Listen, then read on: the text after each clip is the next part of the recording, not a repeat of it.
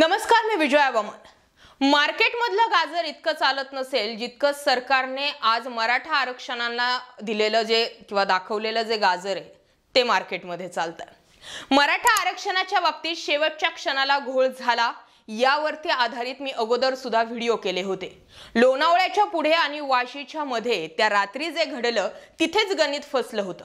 जरांगेंची चूक नव्हती, पण सरकारने त्यांना गुंडाळलं होतं हे अनेक विश्लेषक सांगत होते आणि त्यातीलच मी सुद्धा एक होते।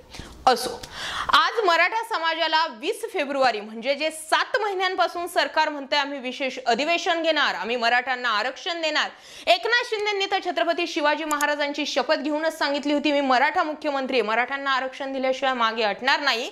त्याचं फळ म्हणून आज 10% आरक्षण जे आहे ते मराठ्यांना मिळालंय।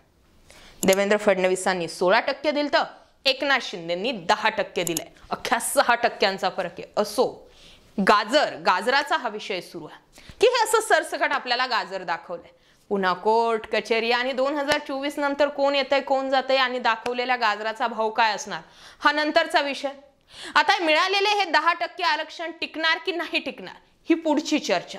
त्या अगोदरची चर्चा अशी आहे की ज्यांनी हे मराठा आरक्षणाचं आंदोलन गेल्या 7 महिन्यांपासून उभं केलं, ज्यांनी त्यांच्या पोटाचे आतडे जे होते ते ताणले, दिवसेंदिवस ते उपाशी राहिले, रडले, कोट्यावधी मराठ्यांना एक केलं, ज्यांनी हातपाय जोडले, वाटेल त्यावेळी सरकारच्या म्हणण्यानुसार तारखांवरती तारखा दिल्या, त्या मनोज जरांगे पाटलांनीच हे आरक्षण नाकारलंय आणि त्यासोबत मराठ्यांनी सुद्धा नाकारलंय। प्रमुख मागणी होती ओबीसीतून मराठा समाजाला आरक्षण मिळालं पाहिजे। ज्यांच्या कुणबी नोंदी सापडलेल्या आहेत त्यांना मराठा समाजातून आरक्षण दिलं जाईल, पण ज्यांच्या कुणबी नोंदी सापडलेल्या नाहीयेत त्यांना स्वतंत्र आरक्षण दिलं जाईल। असा काय तो एकमुखी ठराव जो आहे तो आजच्या अधिवेशनामध्ये झालेला आहे। राज ठाकरेंनी म्हटलंय हे मुळात राज्य सरकारच्या हातात नव्हतंच, हे सगळं केंद्र सरकारच्या हातामध्ये होतं। तुम्ही कशाला हा आरक्षणाचा बोबाटा उठवलाय? हे आजचं अधिवेशन म्हणजे एक जाहीर चित्रपट हे मनोरंजन म्हणून बघा आणि सोडून द्या अशा बातम्या हाती येत होत्या, पण एकनाथ शिंदे यांच्यावरती विश्वास कायम होता की असं होणार नाही।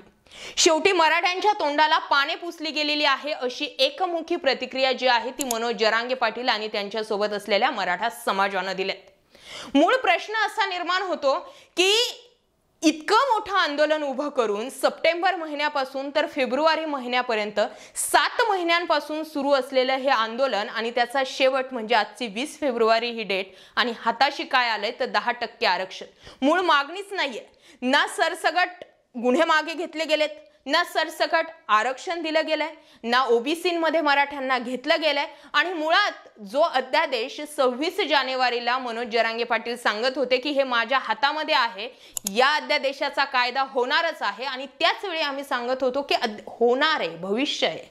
लगेच मनोज जरांगे पाटलांनी वाशीतून मागे फिरायला नको होतं, कारण ती ताकद जी उभी झालेली होती त्या ताकदीसोबत उभ्या महाराष्ट्रातील जनता सुद्धा तुमच्या सोबतच उभी होती।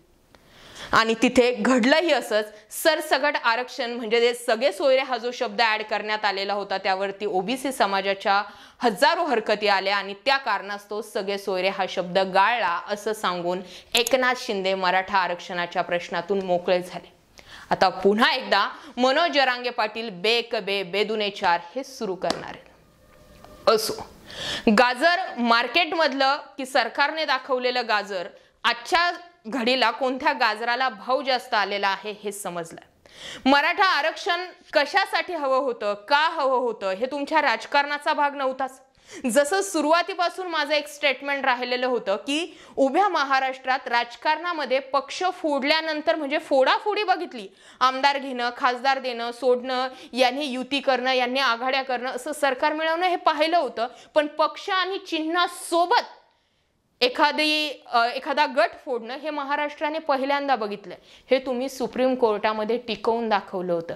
राज्यपाल, विधानसभा अध्यक्ष, निवडणूक आयोग, सगळं काही जे होतं ते तुमच्या फेवर मधले निर्णय होते। हे जर तुम्ही करू शकत होतात तर तुम्ही मराठा आरक्षणाचा विषय सुद्धा मार्गी लावू शकत होतात, पण तुम्ही फक्त आणि फक्त गाजरच दाखवलंय।